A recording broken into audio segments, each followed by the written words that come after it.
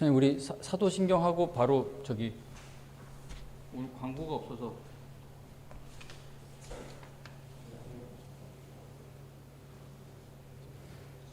그러면 신영자매 찬양 집사님 끝나시고 대표기도 열심히.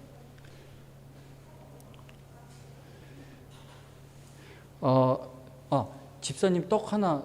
예. 뭐 청년들 중엔 떡 못 받은 사람 있나요? 누구? 주영재?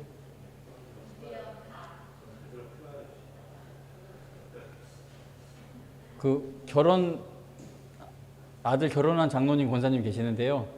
오늘 떡 하나씩 이렇게 준비해서 나눠주시더라고요. 예. 자, 우리 시간이 되었으니까 예배를 시작하도록 하겠습니다. 오늘 뭐 특별히 새롭게 알려드릴 교회 소식은 없는데 여러분들 항상 그 주보에 있는 뭐 작은 소식이긴 하지만 교회 소식들 꼭 함께 살펴보면서 기도해 줄 일들 함께 기도해 주기를 바라고요. 그리고 사행시 청년부에서는 1명 참여했더라고요. 1명 참여하면은 뭔가 상을 줘야 될 것 같아. 1명이니까 혼자 1등. 자, 그런 일이 발생하지 않도록 참여를 좀 부탁을 드립니다.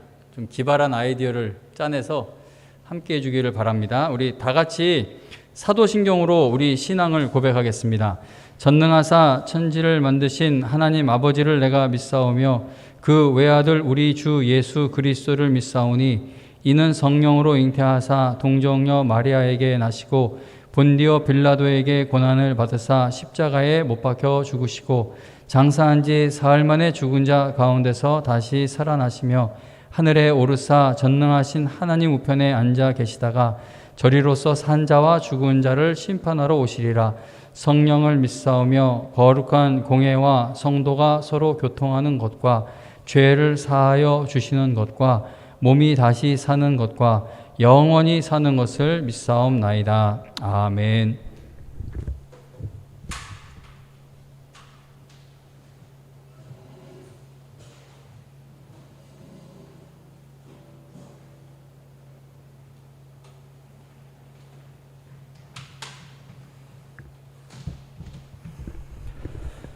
네, 할렐루야. 할렐루야, 반갑습니다. 할렐루야. 네, 다 같이 자리에 일어나서 힘있게 찬양했으면 좋겠습니다. 우리 하나님의 은혜로 우리 하나님께 우리 예배를 드리는 마음을 표현하는 찬양 같이 했으면 좋겠습니다.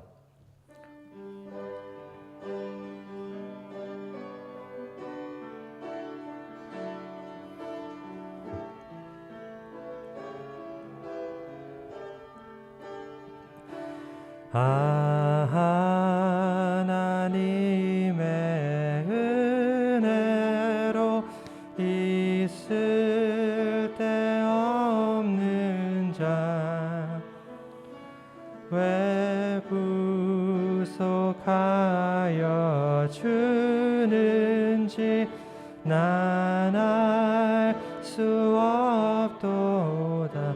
왜 내게 굳센 믿음과 왜 내게 굳센 믿음과 또 복음 주셔서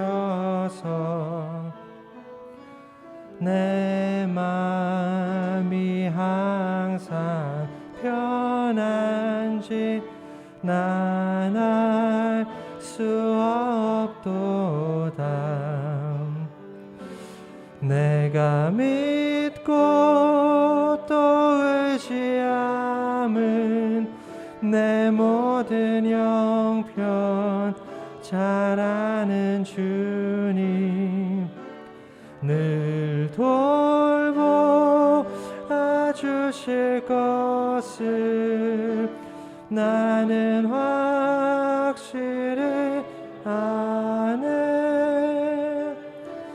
왜 내게 성령 주셔서 내 마음 감동해 주 예수 믿게 하는지 난 알 수 수 없도다. 주 언제 강림하실지, 주 언제 강림하실지, 오밤에 홍낮에 또 주님 만날 그곳도 난 알 수 없도다. 내가 믿고 또 의지함은 내 모든 형편 잘 아는 주님, 늘 돌보아 주실 것을 나는 확실히 아네. 내가 믿고 또 의지함은, 내가 믿고 또 의지함은 내 모든 형편 잘 아는 주님, 늘 돌보아 주실 것을 나는 확실히 아네.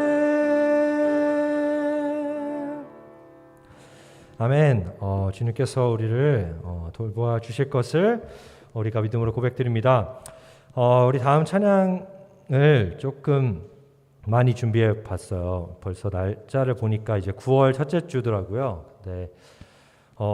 여름 수련회가 없이 이렇게 벌써 날이 쌀쌀해지고 여름을 지났다는 게 또 좀 너무 아쉽고, 그래서 오늘 찬양을 좀 여름 수련회처럼 준비해 봐야겠다라고 해서 준비를 하는데, 사실 또 제 세대보다도 조금 앞선 세대 노래들인데, 찬양들인데, 저는 또 이 찬양들이 수련회 하면 더 와닿더라고요. 그래서 저도 사실 또 약간 세대가 차이가 날까봐 다른 이제 청년에게 이런 찬양 하려고 하는데, 수련회 찬양, 너희 세대 수련회 찬양은 무언이라고 했더니 또 같은 곡이래요. 그래서 우리 같이 한번 신나게 박수 치면서, 우리 또 율동을 하는 우리 청년들은 같이 자리에서 율동을 하면서 찬양했으면 좋겠습니다.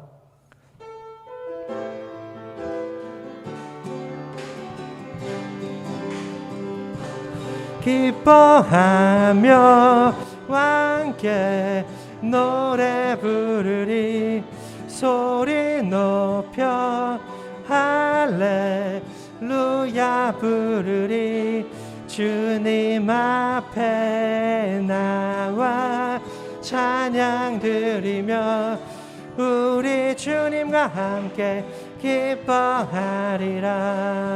나의 창조자, 나의 창조자, 나의 구원자, 가장 귀한 나의 예수님 찬양합니다. 나의 치료자, 나의 치료자,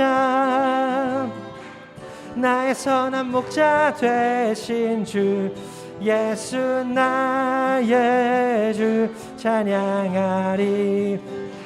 생명 주께 있네, 생명 주께 있네, 능력 주께 있네, 소망 주께 있네, 주 안에 있네. 생명 주께 있네, 능력 주께 있네, 소망 주께 있네, 주 안에 있네.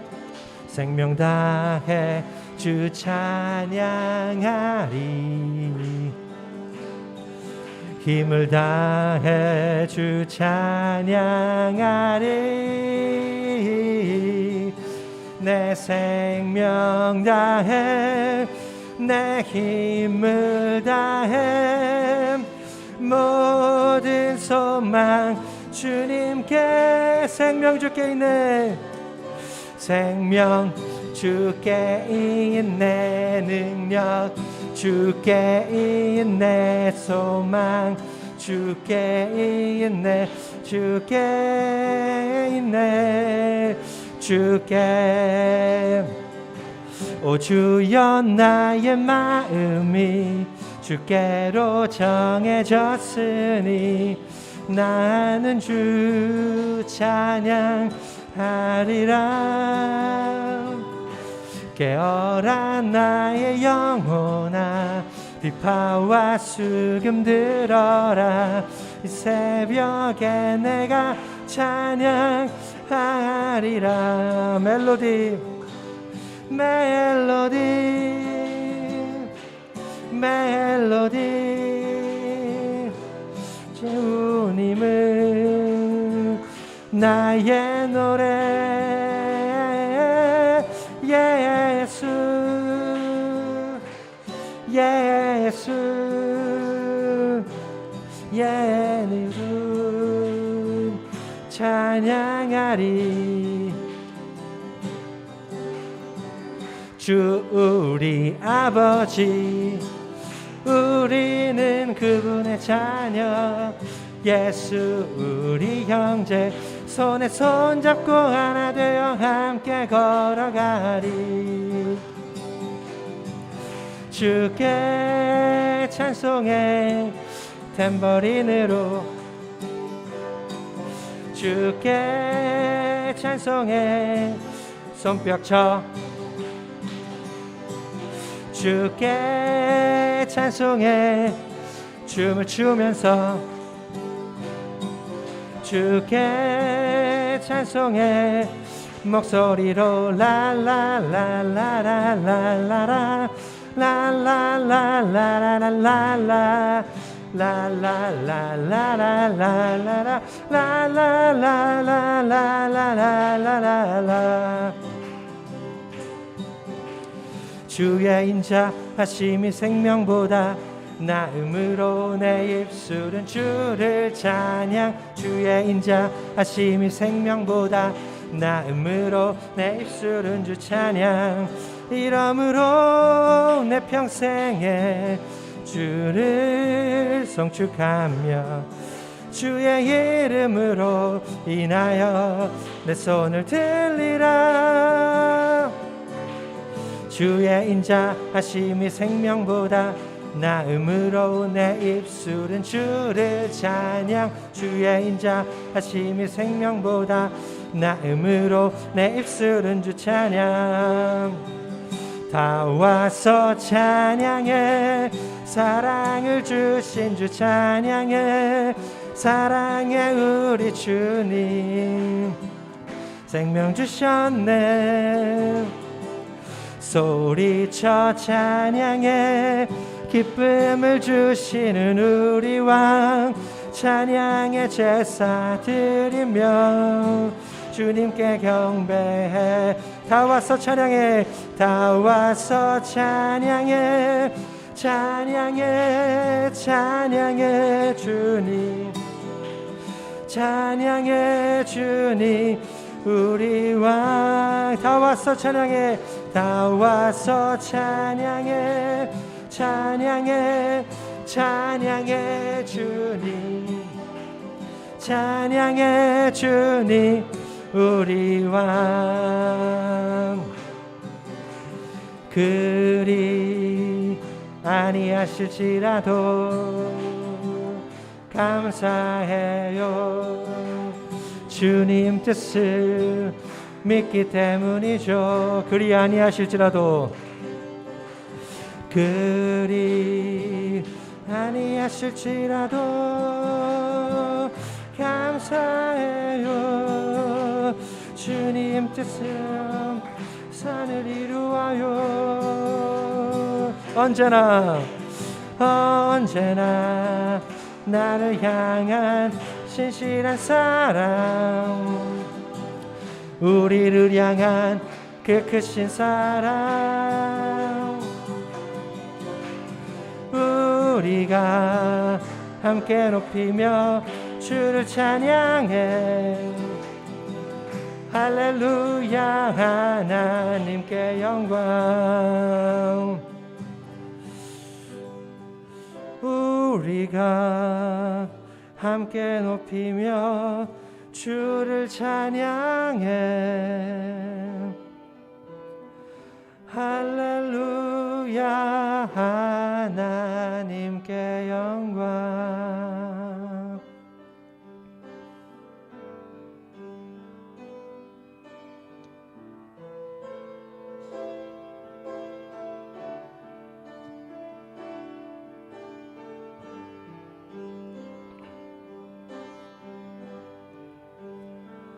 때로는 너의 앞에 어려움과 아픔 있지만 담대하게 주를 바라보는 너의 영혼, 너의 영혼 우리 볼 때 얼마나 아름다운지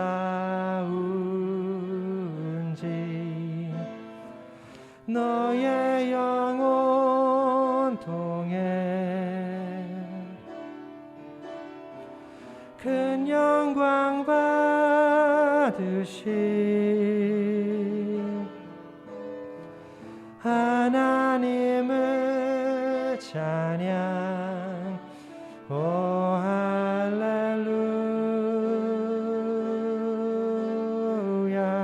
너는 택한 족속이요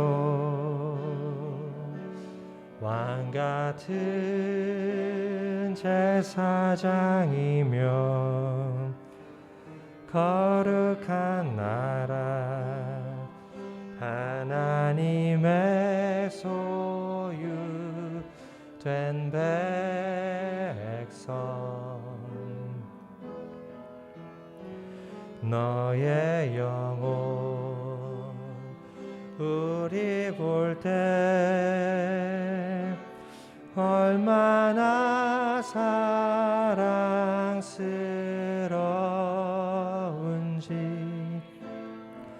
너의 영혼 통해 큰 영광 받으시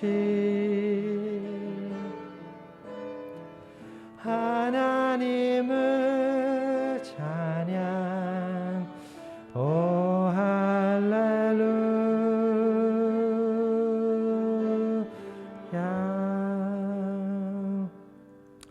아멘. 우리 기쁘게 다 찬양 부르셨나요?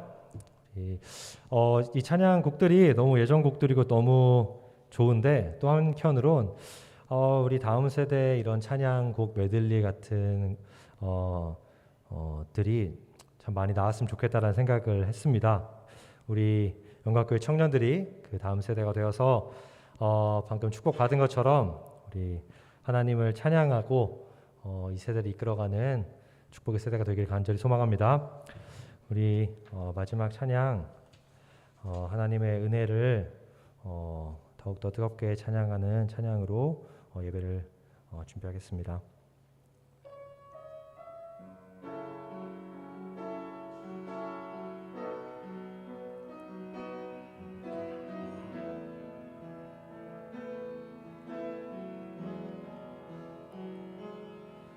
나를 지으신 이가 하나님, 나를 부르신 이가 하나님,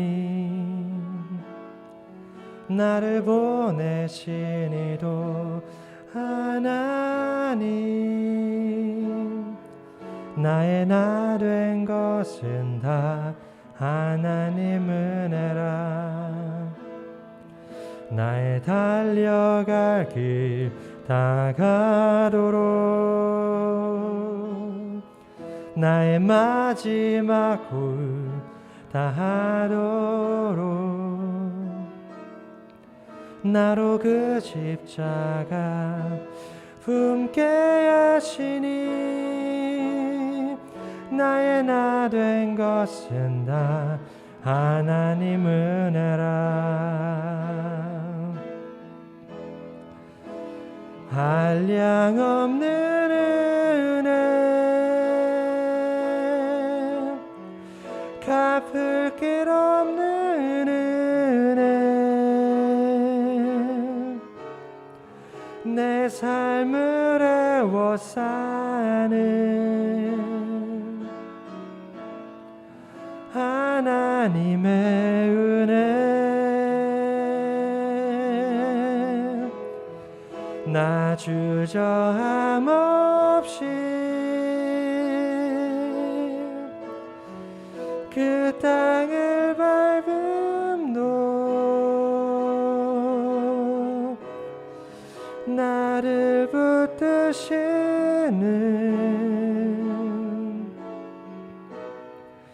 하나님의 은혜. 다시 한번 처음 찬양합니다. 나를 지으시니가 하나님, 나를 지으시니가 하나님, 나를 부르시니가 하나님, 나를 보내시니도 하나님,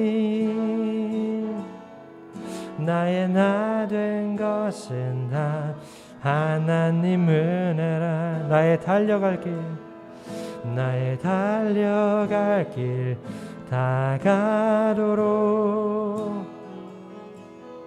나의 마지막 호흡 다하도록, 나로 그 십자가 품게 하시니 나의 나 된 것은 다 하나님 은혜라. 한량없는 은혜, 한량없는 은혜, 갚을 길 없는 은혜, 내 삶을 애워싸는 하나님의 은혜.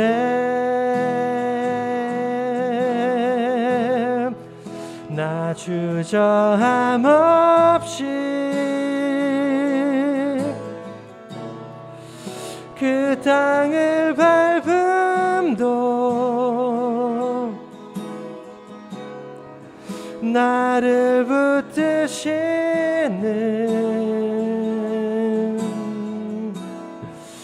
하나님의 은혜. 한량없는 은혜, 한량없는 은혜, 갚을 길 없는 은혜, 내 삶을 애워싸는 하나님의 은혜.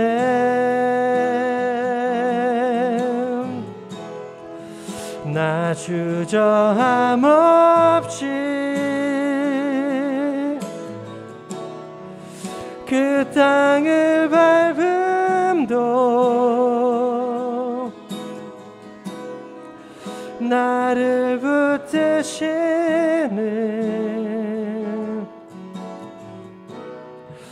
하나님의 은혜. 한량없는 은혜, 한량없는 은혜, 갚을 길 없는 은혜, 내 삶을 애워싸는 하나님의 은혜.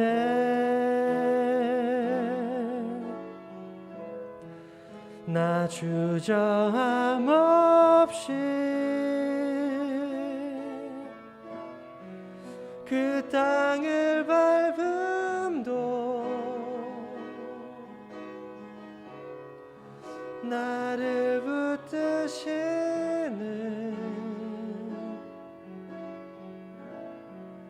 하나님의 은혜.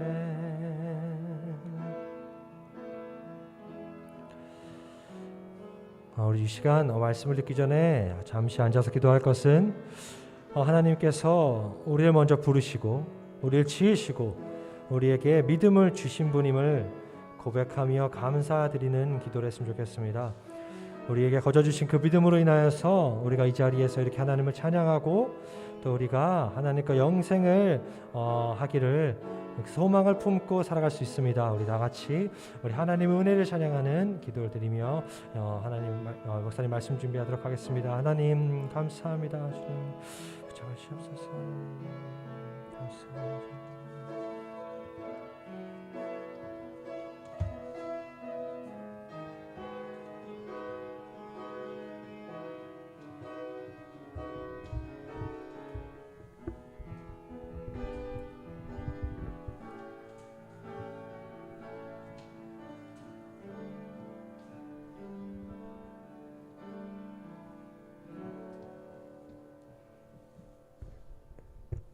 기도하시겠습니다. 사랑이 많으신 하나님, 오늘 우리가 모여 예배드릴 수 있게 해주신 은혜 감사합니다. 주님, 지난 일주일 동안 우리의 모습들을 주님 앞에 내려놓습니다. 하나님을 경외하지 못하고 세상의 것을 쫓으며 주님의 자녀된 은혜를 잊고 구별되지 못한 삶의 모습들을 고백합니다. 주님, 이러한 우리의 연약함을 회개하며 주님의 도우심만을 간구합니다. 하나님을 경외하는 것은 생명의 샘이라고 하신 말씀처럼 우리 삶 매 순간 하나님을 경외하며 죽음이 아닌 생명을 얻는 우리 청년부 자녀들이 될 수 있게 해주세요. 주님, 우리 청년들을 위해서 기도합니다. 믿음을 지키는 것이 어느 때보다 어려운 시기입니다. 말씀의 자리 가운데 나오는 것조차도 어려운 때입니다. 부디 우리가 스스로의 영적 상태를 돌아볼 수 있는 지혜가 있기를 원하오니 영적 침체에 빠져있는 많은 이들을 불쌍히 여기사 그들 가운데 주님께서 친히 찾아와 그들의 귀를 열어 말씀을 듣게 하시고 기도의 자리 가운데 앉게 하시며 끝까지 믿음을 지키는 우리 영광교회 청년들이 되게 해주세요. 오늘 말씀을 전해주시는 목사님께 성령 충만, 은혜 충만하게 하시고 오직 목사님을 통해 주의 말씀만을 듣는 오늘의 예배가 될 줄 믿습니다. 오늘의 예배의 모든 것을 하나님께서 기뻐 받으시는 예배가 될 줄 믿사오며 사랑이 많으신 예수님의 이름으로 기도드렸습니다. 아멘.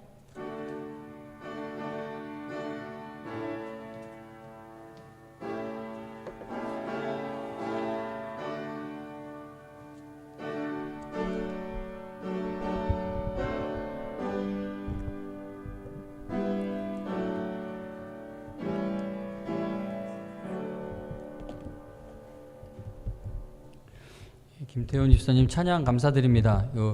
예배당 리모델링 했을 때 이거 수련회 장소처럼 만들어놨네 그랬었는데 오늘 저 찬양하면서 여러 가지 생각나네요. 이게 옛날 생각도 나고 하는데 또 다음 주면 이제 이번 주에 인도 가셔서 찬양은 오늘이 마지막이겠습니다.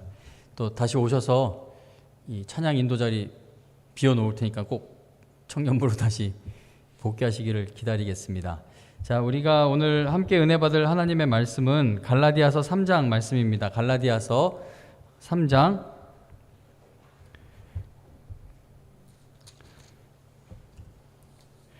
1절에서 3절입니다. 갈라디아서 3장 1절에서 3절.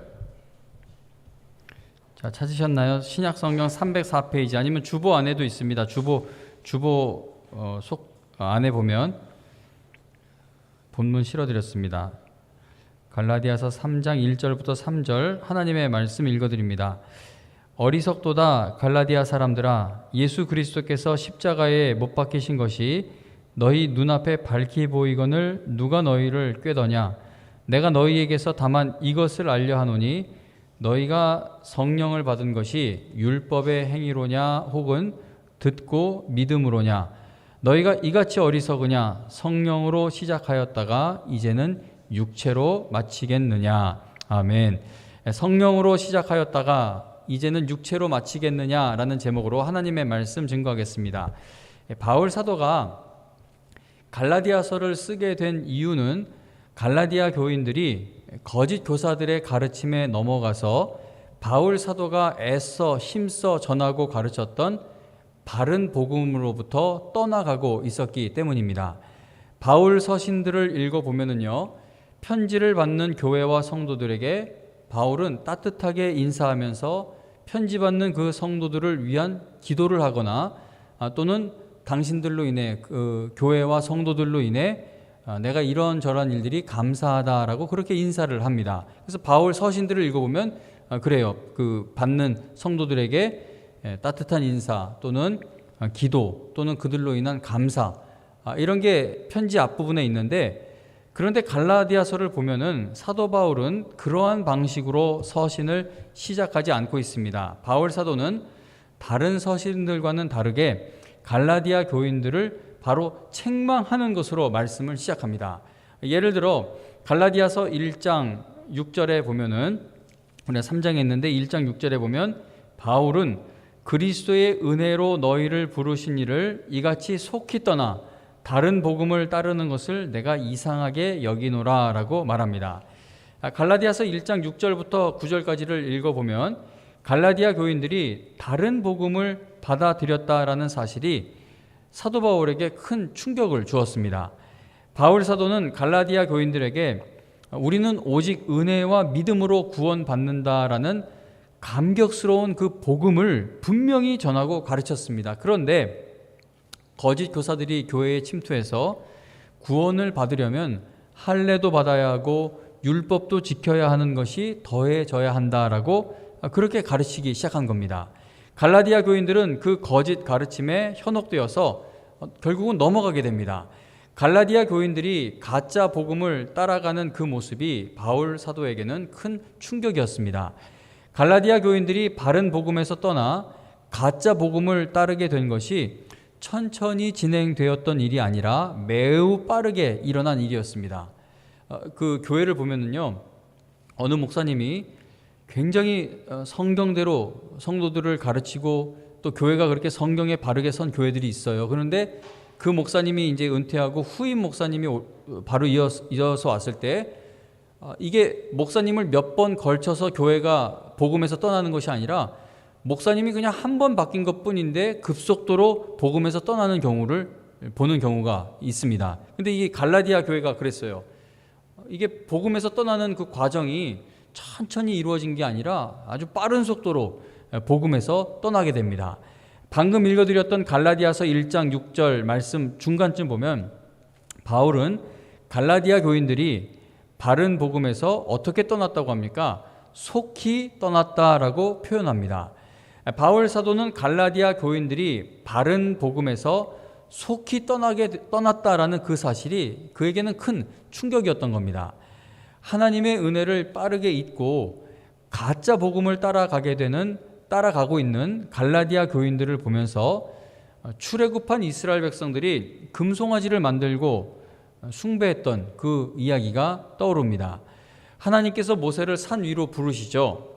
그리고 그에게 십계명을 주시고 하나님의 말씀을 주고 계실 때 산 밑에 있던 이스라엘 백성들이 금송아지를 만들어서 우상 숭배를 하게 됩니다. 그때 하나님께서 모세에게 모세야, 여기서 속히 내려가라.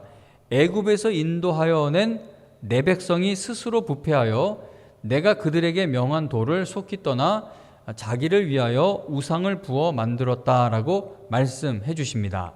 이스라엘 백성은 시내산에서 불 가운데서 말씀하시는 하나님을 만나게 되었지만 모세가 산으로 올라가서 얼마 지나지 않아 하나님의 도를 급속히 떠나 우상을 만들게 됩니다. 그 이스라엘 백성 이 이야기 알아요? 하나님이 불 가운데서 음성이 들려오니까 벌벌 떱니다. 이게 하나님을 만나면 우리가 죽겠구나. 그래서 하나님이 어떤 이야기를 하시는데 따르겠다고 아멘. 오늘날로 치면 아멘 할렐루야 막 하나님 그 음성을 들으면서 큰 은혜를 받아요. 근데 그러고 나서 얼마 지나지 않아서 급히 하나님을 떠나 우상을 만들었다는 겁니다. 갈라디아 교인들의 모습이 이스라엘 백성이 광야에서 하나님을 급속히 떠나 금송아지를 숭배했던 그 모습과 별로 다를 것이 없기 때문에 바울은 갈라디아 교인들을 위한 기도나 감사 인사를 할 틈이 없이 바로 그들을 책망하고 그들의 잘못을 지적하는 것으로 서신을 시작합니다. 갈라디아서 1장에 보면 바울 사도는 다른 복음은 없다는 사실을 강하게 또 거듭 강조하는데, 그 바울이 다른 복음을 받아들이는 것에 대해 얼마나 강하게 표현하면서 경고하고 있는지 갈라디아서 1장 8절과 9절을 한번 보겠습니다. 갈라디아서 1장 8절과 9절인데 그쪽에 앉아 있는 자매들 저 에어컨 안 추워요? 추울 것 같은데. 우린 괜찮은데 저 바람 직접 맞는 자매들 추울 수 있어요. 예. 화끈하게 꺼버렸네. 끄는 것도 괜찮은 것 같아요. 자, 갈라디아서 1장 8절과 9절에 보면 바울이 이렇게 얘기해요. 그러나 우리나 혹은 하늘로부터 온 천사라도 우리가 너희에게 전한 복음 외에 다른 복음을 전하면 저주를 받을지어다. 우리가 전에 말하였거니와 내가 지금 다시 말하노니 만일 누구든지 너희가 받은 것 외에 다른 복음을 전하면 저주를 받을지어다. 아멘. 바울 사도는 자기 자신을 포함해서 다른 복음을 전하는 사람은 누구나 그것이 천사라고 할지라도 예외 없이 저주를 받아야 한다라고 2번씩이나 강조해서 말합니다. 이 저주를 받는다는 걸 조금 더 쉽게 말하면 다른 복음을 전하면 지옥에 간다라는 그러한 뜻입니다. 그러니까 다른 복음을 받아들여서 지금 혼나고 있는 갈라디아 교인들 입장에 한번 돼보세요. 바울이 이렇게 거칠게 책망했을 때 이 책망을 듣는 그들의 기분이 어떠했을까요? 자, 여러분들이 어떤 목사님이나 뭐 찬양 집회나 또 어디 다른 데 가서 성경 공부를 해가지고 큰 은혜를 받았어요. 그런데 제가 여러분들에게 야, 거기 그 가르침 그거 가짜야. 거기서 은혜 받으면 너네 지옥 가는 것밖에 남지 않았어. 그러면 여러분들 기분이 어떨 것 같습니까? 그렇게 강하게 표현하는 것을요, 쉽게 받아들이는 것은 정말 어려운 일입니다.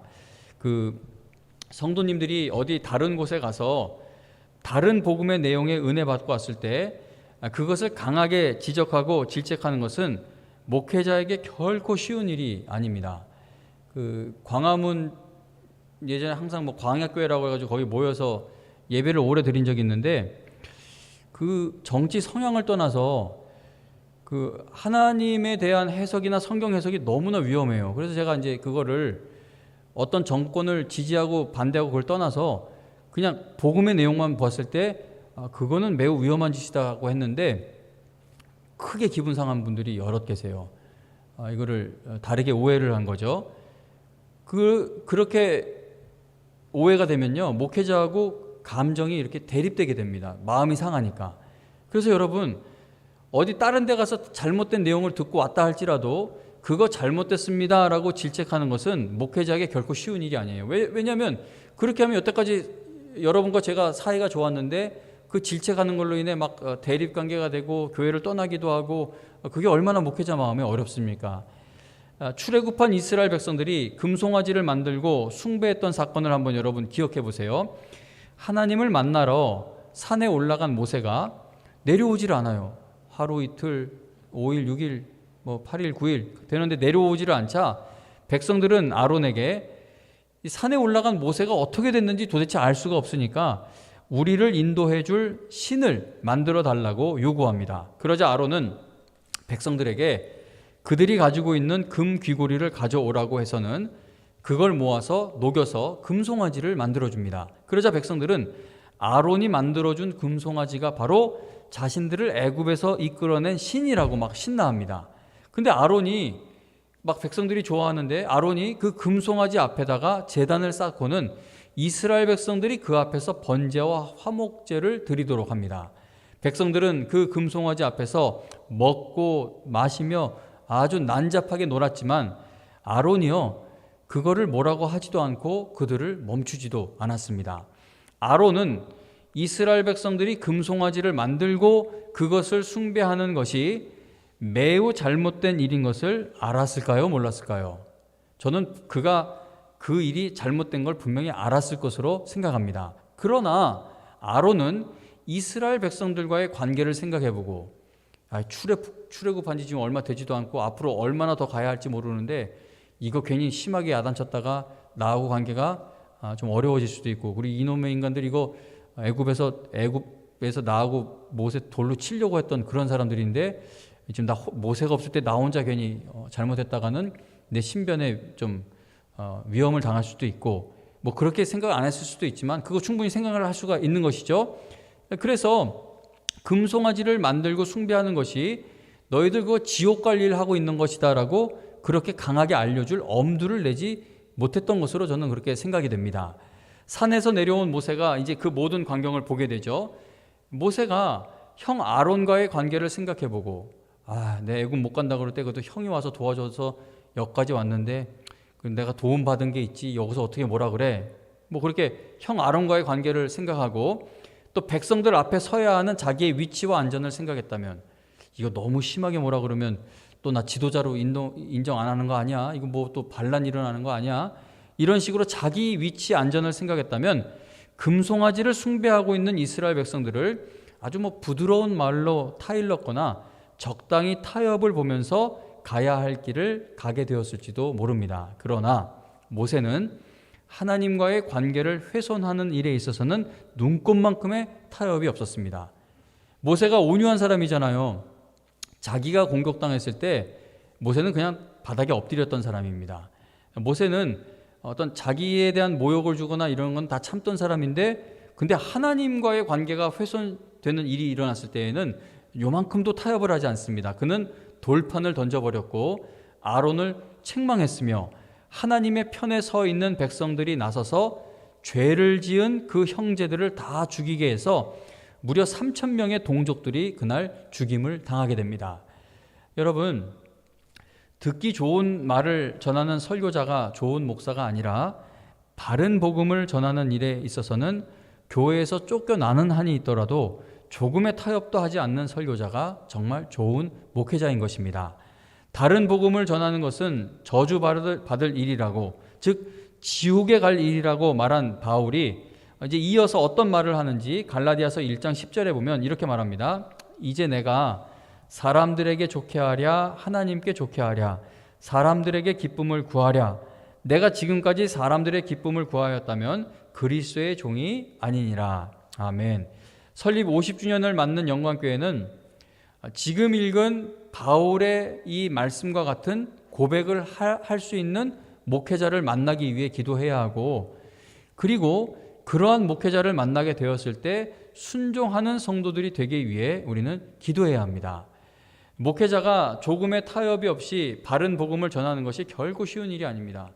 그 조엘 오스틴 같은 사람들이 전하는 복음은 복음이 아니에요. 긍정적인 걸 계속 입으로 주문 외우듯이 하면 그게 내 것이 될 수 있다. 그 목사님 그러잖아요. 사모님하고 운전하고 가다가 수영장 있는 멋진 집이 있는데 그 집이 너무 갖고 싶었대요. 그래서 그 집을 맨날 지나갈 때마다 저 집은 우리께 될지어다 막 계속 이제 기도했더니 그 집이 자기께 되었다고 합니다. 그러면서 이제 하나님께 그렇게 구할 수 있는데, 그거는 성경 어디에서도 말하지 않고 있는 가짜 복음인데, 청년부에서는 얘기하는데 장년부에서는 못하는 게 그분을 좋아하는 사람들이 좀 계세요. 그러니까 내가 이게 나쁜 놈인 것 같아요. 이게 얘기를 해야 되는데, 여러분 이게 그만큼 목회자가 조금의 타협이 없이 바른 복음을 전한다는 것이 정말 얼마나 어려운 일인지 모릅니다. 그리고 전하는 것만 어려운 것이 아니라 그 바른 복음을 듣게 되었을 때 그 말씀에 아멘하는 성도가 되는 것도 결코 쉬운 일이 아닙니다. 바울 사도가 다른 복음을 받아들이는 길로 가고 있던 갈라디아 성도들을 얼마나 강하게 책망하는지 들어보세요. 3장 1절 읽었는데 3장 1절에 보면 바울은 어리석도다 갈라디아 사람들아 라고 말을 하죠. 이건 지금 갈라디아 성도들을 향해 여러분 정신 나갔습니까? 이 미친 거 아니에요? 그런 의미가 담겨 있습니다. 유진 피터슨이 쓴 메시지라는 성경 번역이 있는데, 그 우리나라 또 그걸 우리나라 말로 번역한 거는 정신 나갔냐 정도로 번역을 했는데, 유진 피터슨 목사님은 crazy라고 그 단어를 사용했어요. 그러니까 어리석도다 갈라디아 사람들아, 이거 여러분 제정신입니까? 여러분 그 지금 미친 거 아니에요? 그렇게 물어보고 있는 겁니다. 그리고 이어서 바울 사도는 갈라디아 교회 성도들이 도대체 무엇에 대해 어리석은 상태에 있는가를 질문을 던지면서 확인을 시켜줍니다. 갈라디아서 3장 1절에 보면 바른 복음에서 떠나 다른 복음을 따라가고 있던 갈라디아 교인들에게 바울은 예수 그리스도께서 십자가에 못 박히신 것이 너희 눈앞에 밝히 보이거늘 누가 너희를 꾀더냐라고 묻습니다. 자, 바울은 갈라디아 교인들이 다른 복음의 마음을 빼앗기게 된 것이 그들이 예수 그리스도께서 십자가에 못 박히신 사건을 바르게 이해하지 못하고 있었기 때문임을 지적하고 있는 겁니다. 이게 가짜 복음에 넘어간 게 헌금을 덜 드렸거나 뭐 특별 기도를 좀 덜 나왔거나 아니면 교회 헌신을 덜 했기 때문에 넘어간 게 아니에요. 바울이 지적하는 게 뭡니까? 예수 그리스도께서 십자가에 못 박히신 것이 너희 눈앞에 밝히 보이거늘 그거를 왜 놓치고 있냐라고 지적을 합니다. 예수 그리스도께서 십자가에 못 박히신 그 사건을 바르게 이해하고 받아들이는 것이 너무나 중요한데, 그러면 그 복음의 내용을 우리가 듣고 이해하기 위해서 필요한 것은 무엇입니까? 우리에게 무엇이 있어야 이 복음의 내용을 알 수 있을까요? 바로 이 성경 말씀이 우리에게 필요한 겁니다. 갈라디아 교인들은 예수님이 십자가에 못 박히시던 그날 그 현장에 없었죠. 예수님의 그 십자가가 세워지고 거기에 못 박혀 죽으시던 날 갈라디아 교인들이 뭐 거기에 거의 뭐 다는 아니다 할지라도 대부분 없었을 거고, 사도 바울도 예수님이 십자가에 못 박히시는 그 현장에는 없었습니다. 그러나 바울은 갈라디아 교인들이 예수 그리스도께서 십자가에 못 박히시는 것을 너희들의 눈으로 분명히 보았다라는 그런 의미의 말을 할 수가 말을 했는데, 그 말을 할 수 있었던 이유는 무엇이냐 하면 바울 사도는 하나님의 말씀으로 그들에게 분명한 복음을 전해 주었기 때문입니다. 이 찬송가를 저는 좋아하는데, 이 찬송가의 가사들을 보면, 여러분 이 찬송가의 가사들을 보면 다 하나님의 말씀에 깊이 은혜 받은 사람들이 작사한 시들인데, 기도문이고 한데, 근데 이거 보면요 마치 2000여 년 전에 예수님이 십자가에 못 박히실 때 그 자리에 있었던 사람들인 것처럼 그렇게 찬송의 가사들을 기록을 했습니다. 그러니까 이게 무엇을 의미하냐면, 우리가 이 갈라디아 교인들이 예수님이 십자가에 못 박히시는 현장에 없었지만 바울이 그들에게 너희가 그걸 분명하게 보고 있다라고 말할 수 있었던 것은 하나님의 말씀을 통해 그 일을 볼 수 있는 것이기 때문이라는 것이죠.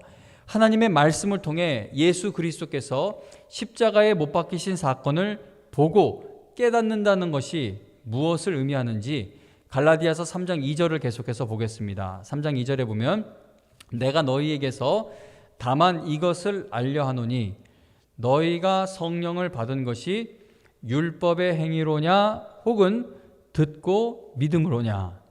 자, 여러분 바울이 지금 시험 문제 냈어요. 정답 한번 맞춰볼까요? 50대 50% 확률이에요. 그죠? 둘 중에 하나 찍으면 되는데, 자, 율법을 지켜서 성령을 받는 겁니까? 아니면 복음을 듣고 믿어서 성령을 받는 겁니까? 복음을 듣고 믿어서 성령을 받는 것이죠. 자, 성령은 하나님이 우리에게 주시는 은혜의 선물이기 때문에 율법의 행위들을 비롯한 어떤 인간적, 육체적 수단으로도 얻을 수 있는 것이 아닙니다. 성령을 받는 건요, 헌금을 많이 드린다고, 돈을 많이 드린다고 해서 되는 일이 아니고, 뭐 헌신을 많이 한다고 해서 되는 일도 아니고, 막 작정기도 드린다고 해서 되는 일도 아니고, 신학을 많이 공부해서 되는 일도 아니고, 아버지가 목사나 장로라고 해서 되어지는 일도 아닙니다. 안수집사, 권사, 장로, 목사라는 직분을 받는 것이 성령을 받는 수단이 되지 못합니다. 여러분, 그래서 제가 교회에서요, 구원의 확신이 없는 분들에게 직분을 맡기지 말아야 된다고 늘 주장을 해요. 그럼 사람들이 왜요? 일 열심히 안 할까 봐요? 아니에요. 구원받지 못해서도 이 직분을 맡기면 열심히 하는 사람들이 있어요. 옛날 밀양이라는 영화, 항상 용서라는 주제로 얘기를 하는데, 저는 그 영화에서 전도연 씨 따라다니는 송강호 씨가 그렇게 눈에 들어와요. 교회에서 열심히 주차 관리도 하고 다 하잖아요. 전도연 씨 따라다니는 그 목적으로. 교회에서 구원의 확신이 없어도 직분을 드리면요 열심히 일하는 분들이 많아요. 그런데 제가 왜 그걸 겁내하냐면은, 내가 교회에서 집사, 안수 집사 이런 권사, 이 직분을 받았다는 것이 죽은 후에 천국 가는 일에 도움이 될까 오해하게 될 수도 있기 때문입니다. 절대 그게 그렇게 돼서는 안 되는 것이죠. 구원받는 것은 전적으로 하나님의 은혜로 받게 되는 것이고 예수 그리스도의 공로로 이루어지는 일이며 내가 알지 못하는 어떤 특정한 시점에 성령께서 먼저 역사해 주셨기 때문에 이루어지게 되는 일입니다. 그러니까 하나님의 은혜로 구원받았다라는 것은 하나님의 은혜가 아니면 구원받았음의 상태가 유지될 수 없다는 것을 의미하는 것인데, 여러분, 하나님의 은혜라는 것이 구원받을 때 처음에만 필요한 것이 아니라 우리가 사는 내내 하나님의 은혜가 필요합니다. 구원받은 갈라디아 성도들이 행위를 얹어서 구원을 지켜보려고 했을 때 바울 사도가 그들을 향해 답답한 마음을 드러내는데 3절 보세요. 3절 보면 너희가 이같이 어리석으냐. 야, 너희들 구원받은 거, 성령 받은 게 할례를 받았기 때문이야, 뭐 율법을 지켰기 때문이야. 그거 아니잖아. 하나님의 말씀을 믿어서 하나님이 주신 그 성령이라는 선물을 받은 거잖아. 근데 너희 어떻게 이렇게 어리석을 수가 있어? 성령으로 시작했다가 이제는 육체로 마치겠느냐라고 바울이 호소를 합니다. 오늘 설교 말씀을 준비하면서 도움을 얻은 책들 중에 박정근 목사님이라는 분의 갈라디아서 강해 설교집이 있는데, 자, 그분이 칭의에 대해 쉽게 설교를 잘 해놓으셔서 제가 그 부분을 좀 읽어드리겠습니다. 자, 우리가 어떻게 하나님 앞에 의롭다함을 얻을 수 있습니까? 하나님 앞에 의롭다 하는 그 말은 신학적으로 이야기하면 칭의입니다. 이것은 곧 하나님 앞에 의롭다고 간주되는 것입니다. 여기서 간주라는 말이 중요한데 이것을 조금 더 자세히 살펴볼게요. 나는 의롭지 않습니다. 내 마음에 더러움과 죄악이 있습니다. 내가 과거에 지은 죄가 아직 해결되지 않고 있고 나는 그걸 해결할 능력이 없습니다. 그럼에도 불구하고 하나님이 나를 의롭다고 여겨주시는 것입니다. 마치 이렇게 볼 수 있습니다. 여기 검은색 성경책이 있어요. 그런데 검은색 성경책이 있는데 제가 그 검은색 성경책 위에 두꺼운 하얀 종이를 올려놓고 이 성경책을 감싸 놓는다면 이 성경책이 무슨 색으로 보이겠습니까? 하얀색으로 보입니다. 이것이 성경이 말하는 칭의입니다. 하나님이 우리를 의롭다고 하실 때는 우리를 그대로 보지 않고 예수 그리스도를 통해서 우리를 보신다는 겁니다. 나는 죄인입니다. 죄를 많이 지었습니다. 내 마음에 미움이 많습니다. 사람들이 보지 못하는 온갖 죄가 내 안에 있습니다. 나는 내가 가지고 있는 마음이 죄된 것인지 깨닫지 못할 때도 많고, 또는 내가 가지고 있는 이 죄를 변명하면서 합리화시키려 할 때도 많습니다. 하지만 하나님이 나를 보실 때는 그 모든 죄가 하나도 숨김없이 그대로 다 보입니다.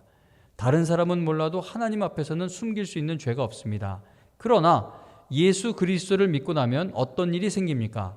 예수님이 내 앞을 가로막아 서시면서, 사탄이 나를 참소하죠. 하나님 앞에 최연 이런 죄 저런 죄, 마음에 저런 죄 있는 거 하나님 다 아시지 않습니까? 얘가 무슨 천국에 갈 영혼입니까? 그때 예수님이 내 앞을 가로막아 서시면서 하나님께 아버지, 박정근을 있는 그대로 보지 마시고 저를 통해 보옵소서라고 중보를 해주십니다. 갈보리 십자가에서 피 흘리신 예수님이 내 앞을 가로막아 서실 때 하나님은 나를 보지 않고 예수님을 보십니다.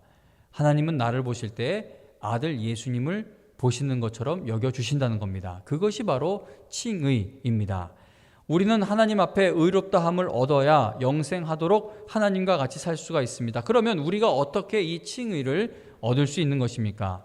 성경은 오직 한 가지 방법만을 말씀합니다. 칭의는 믿음으로 얻는 것입니다. 이거 우리가 수없이 들은 이야기죠. 그러나 그 의미를 확실히 알고 믿는 사람이 많지 않아요. 하나님 앞에 의롭다함을 얻으셨습니까? 라고 물어도 확신 있는 대답을 하지 못하는 성도가 많습니다. 하나님 앞에 의롭다함을 얻고 찬송을 불러도 우리 마음에 감동이 없습니다. 그 이유가 무엇입니까? 귀로는 수없이 들었지만 하나님 앞에 의롭다함을 얻은 확신이 없고 의롭다함을 얻은 그 의미를 깊이 이해하지 못하기 때문에 감동이 없는 것입니다. 하나님께서 우리를 의롭게 하셨다라는 것을 믿고 깨달아 내가 하나님의 은혜로 주님을 닮아가는 삶, 즉 성화되어가는 삶을 살 수 있다는 사실을 또한 믿고 깨닫는 것은 여러분 너무나 중요합니다. 여러분, 이 칭의에 대한 이해가 없다면 과연 구원받았는가 한번 심각히 고민해 볼 필요가 있어요. 그 웨스트민스터 소요리 문답, 교리 문답이라면 좀 더 이해가 쉬울까요? 웨스트민스터 소요리 문답 33번째 질문과 답을 읽어드릴게요. 주보 안에 실어드렸는데 33번째 질문이 이래요. 의롭다 하심이 무엇입니까? 그러니까 칭의라는 게 뭐냐는 질문이에요. 의롭다 하심이 무엇입니까? 답. 의롭다 하심은 하나님께서 값없이 주시는 은혜의 행위이고 이로써 그분이 우리의 모든 죄를 용서하시고 우리를 자기 앞에서 의롭다고 여겨주십니다. 이것은 오직 그리스도의 의를 우리에게 돌려주시는 일이고 우리는 오직 믿음으로 받습니다. 35번째 질문과 답은 이렇습니다. 거룩하게 하심이 무엇입니까? 거룩하게 하심은 하나님께서 값없이 주시는 은혜의 행위이고 이로써 우리가 하나님의 형상을 쫓아 온전히 새 사람이 되고 점점 더 죄에 대하여 죽고 의에 대하여 살게 됩니다.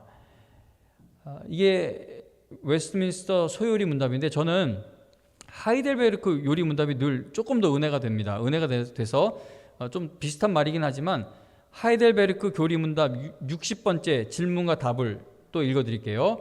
당신은 어떻게 하나님 앞에서 의롭게 됩니까? 답. 오직 예수 그리스도에 대한 참된 믿음으로만 됩니다. 비록 내가 하나님의 모든 계명을 크게 어겼고 단 하나도 지키지 않았으며 여전히 모든 악으로 향하는 성향이 나에게 있다고 나의 양심이 고소하지만 하나님께서는 나의 공로가 전혀 없이 순전히 은혜로 그리스도의 온전히 만족해 하심과 의로움과 거룩함을 선물로 주십니다. 하나님께서는 마치 나에게 죄가 전혀 없고 또한 내가 죄를 짓지 않은 것처럼 실로 그리스도께서 나를 위해 이루신 모든 순종을 내가 직접 이룬 것처럼 여겨주십니다. 오직 믿는 마음으로만 나는 이 선물을 받습니다. 아멘. 갈라디아 성도들은 바로 이 복음의 핵심을 놓쳤기 때문에 다른 복음의 꾀임에 넘어간 겁니다.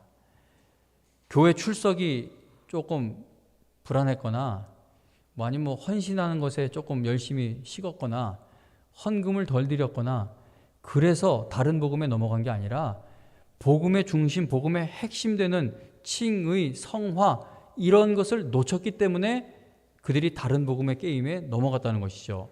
여러분 지금 읽은 이 질문과 답이 여러분들에게 이해가 되고 크게 은혜가 되고 감격이 됩니까? 그렇지 않다면 정말 큰일이에요. 어렸을 때부터 교회 다녔어요. 소용없다니까요. 복음의 내용을 깨닫고 그 복음의 내용에 아멘한 게 아니라면 여러분 백날 여기 예배 자리에 나와 앉아 있어봐야 나중에 우리가 죽음 앞에 서게 되었을 때 하나님이 예비해 두신 영원한 나라에 들어갈 수가 없다는 겁니다. 바울 사도는 다른 복음을 따라가고 있는 갈라디아 성도들을 향해 어리석은 갈라디아 사람들아 라고 부르면서 너무나 마음 아파하고 있습니다. 근데 바울이 그들을 향해 어리석다라고 부른 것은 그들의 지능이 낮았기 때문이 아니에요. 아유 멍청한 놈들 그런 의미가 아니라 성경에서 어리석다라는 말을 사용할 때는 언제나 영적인 것과 관련이 되어 있습니다. 그러니까 하나님을 알지 못하는 상태에 있을 때 어리석다라고 그렇게 성경은 표현을 한다는 것이죠.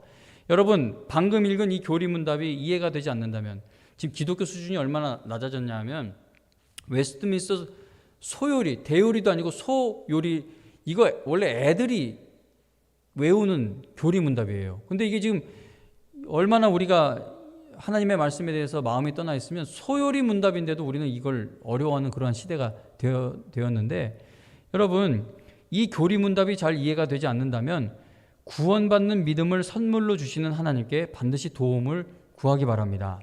우리는 오직 하나님의 은혜로 성령을 받고 하나님의 은혜로 믿음을 받아 구원에 이를 수 있습니다. 갈라디아 교인들이 바울에게 책망받는 것이 잘 이해가 되지 않는다면, 바울 사도 너무했네. 이거 무슨 갈라디아 교인들한테 왜 이렇게 심하게 말을 하지? 아니, 갈라디아 교인들이 잘못한 게 이게 큰 잘못이야? 이게 왜 야단 맞을 일인지 여러분 잘 이해가 되지 않는다면, 하나님, 이 바울의 책망이 내 마음도 강하게 때려주셔서 내 어리석음이 깨지게 되어 하나님의 은혜로 구원에 이르는 그 믿음을 얻게 해달라고 하나님 앞에 여러분 구해야 합니다. 예전에 우리 교회에 오셔서 사경회를 인도했던 김영익 목사님이 갈라디아서 1장을 본문으로 설교 말씀을 전하면서 이렇게 결론을 내리셨어요. 그 목사님이 이렇게 얘기를 해요. 이제 갈라디아서 1장 본문으로 쫙 설교한 다음에 설교 마지막에 이렇게 얘기합니다. 혹시 이 자리에 아직 예수님을 믿지 않는 불신자들이 계십니까? 그리스도께서 하나님 아버지의 뜻을 따라 우리를 이 악한 세대에서 건지시기 위해 우리 죄를 위하여 자기 몸을 들이셨습니다. 이것을 받아들이는 길만이 여러분에게 은혜와 참된 평강이 보장되는 길이며 이것만이 여러분의 인생을 통하여 하나님께 영광이 돌려지는 길입니다.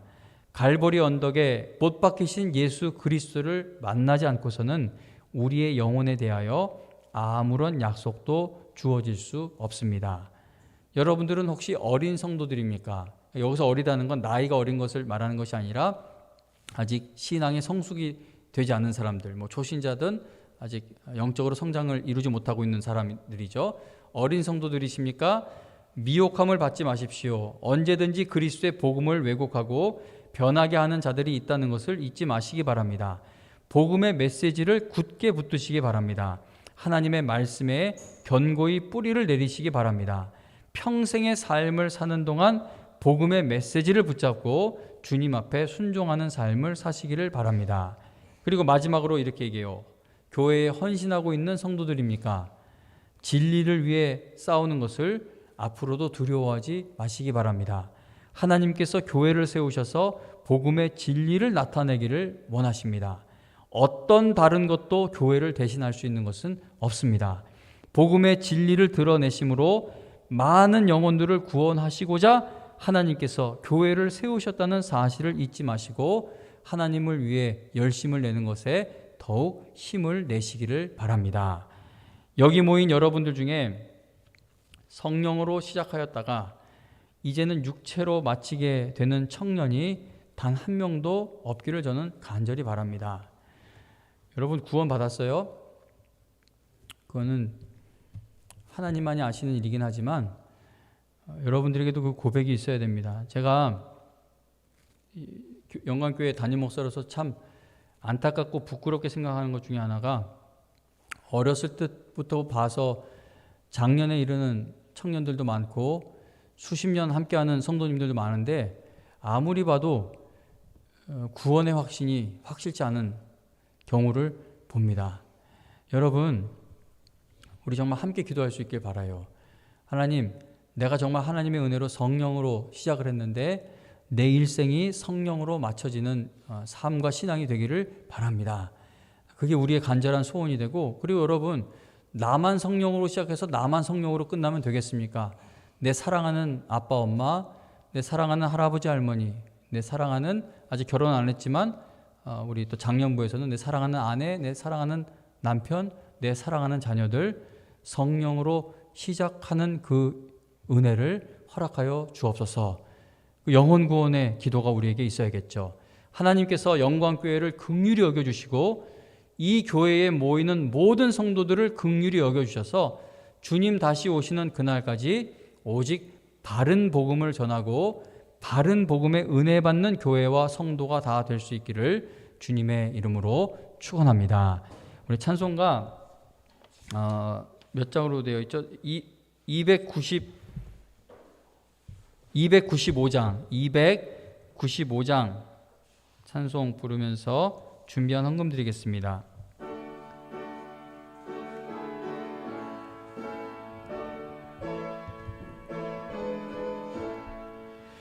큰 죄에 빠진 나를 주 예수 건지사 그 넓은 품에 다시 품으신 은혜는 저 바다보다 깊고 저 하늘보다 높다. 그 사랑 영원토록 나 찬송하리라. 날로 더욱 귀하다. 날로 더욱 귀하다. 한이 없이 넓은 우리 주의 사랑 날로 더욱 귀하다. 옛날에 유대 땅에 주 예수 다닐 때 그 은혜 받으려고 큰 물이 모였네. 자 병든 자를 다 고쳐주셨으니 나 같은 죄인까지 그 은혜 받도다. 날로 더욱 귀하다. 날로 더욱 귀하다.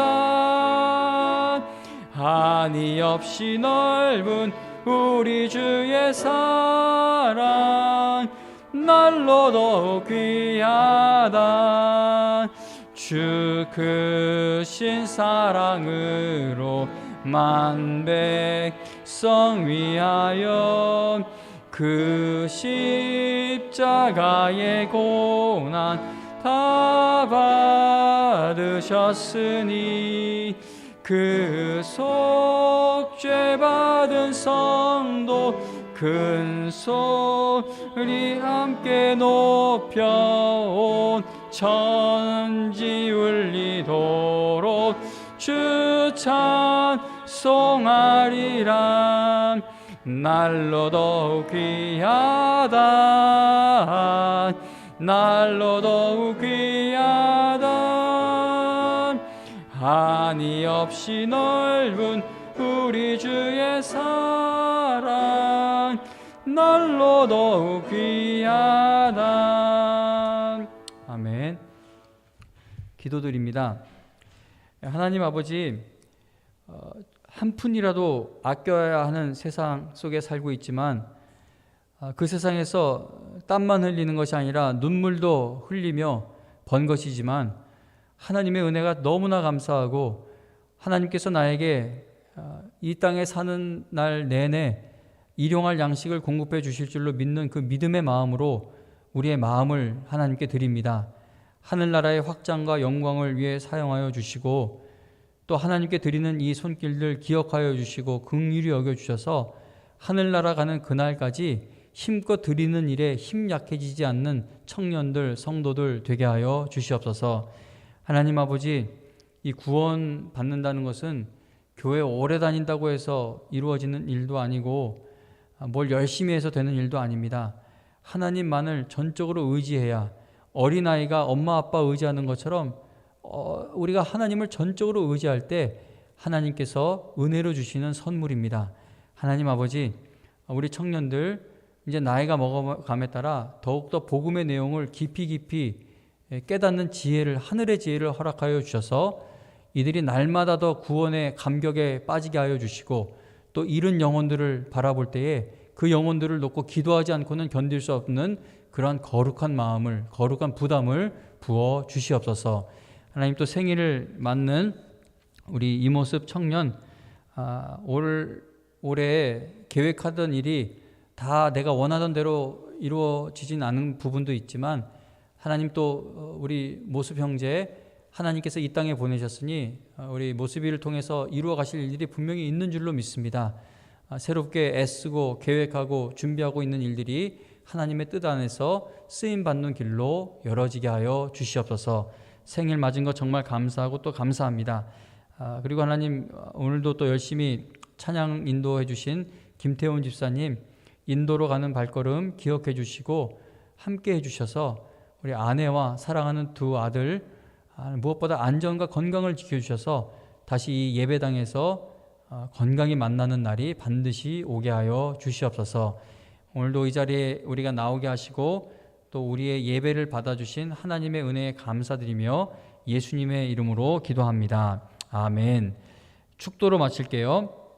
이제는 우리 주 예수 그리스도의 은혜와 하나님 아버지의 극진하신 사랑과 성령님의 인도하시며 교통하시며 우리의 기도를 날마다 도우시는 그 놀라운 은혜가 오늘 이 예배를 드리면서 하나님의 은혜로 성령으로 시작한 내 삶이 마칠 때까지 성령으로 사는 삶이 되기를 간절히 바라는 우리 모든 청년들과 성도님들 위해 지금으로부터 영원토록 함께하여 주시기를 간절히 축원하옵나이다. 아멘. 감사합니다.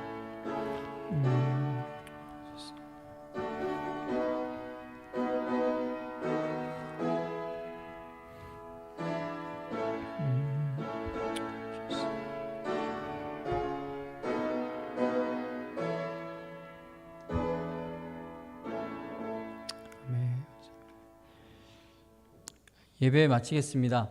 예배 마치고 우리 장년부 중에 유지민 집사님 오셨는데 집사님 좀 부끄러우시려나? 여러분 그 교회 생활 오래 하면서 그 교회 장년부 중에 새롭게 인사하게 된 어른들이 혹시 있으세요?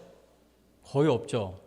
우리가 새로운 사람을 좀 만나면 그게 있어요. 우리 근데 이상하게 장년층 우리 성도님들 이 예배 한번 왔다가 그 다음 주부터는 다 안 오시더라고요. 왔다가 안 오시는데 집사님 너무 환영하고 여러분 우리 집사님 성함은 유지민 집사님이신데 새신자로 오셨다가 여기 계속 이렇게 정착하셔서 함께 신앙생활하고 계세요. 그래서 뭐 박수까지 집사님 그 아들 둘인가요? 셋이에요? 그죠. 집사님 그렇게 안 보이시는데 아들 셋 그것도 장성한 최고 첫째 아이가 군대 갔어요. 그러니까 진짜 놀랍죠. 그래서 사회생활을 좀 많이 한 청년입니다. 예. 그러니까요. 그래서 집사님 좀 어색하실 수도 있는데 저는 우리 청년들 볼 때도 누가 작년부라 해도 누가 처음 오시면 다음 주에 혹시 또 들어오셔도 여기가 어색한 자리가 아니라 여러분들이 먼저 오셨냐고 반갑게 서로 인사하고 해서 또 새로운 주 안에서 가족된 관계를 계속 이렇게 이어가서 우리도 좀 새롭게 이 영역을 좀 넓혀가는 그런 교회가 되기를 바랍니다. 그래서 집사님 반갑고요. 예, 감사합니다. 그리고 감사합니다. 그리고 신영자매 지난주 생일이라서 오늘 모습 형제 기도만 했어요. 근데 모습 형제 아까 내가 실수로 선물 주면서 이 재정 봉투를 위에다 올렸더니 이건 뭔가요 하고 이렇게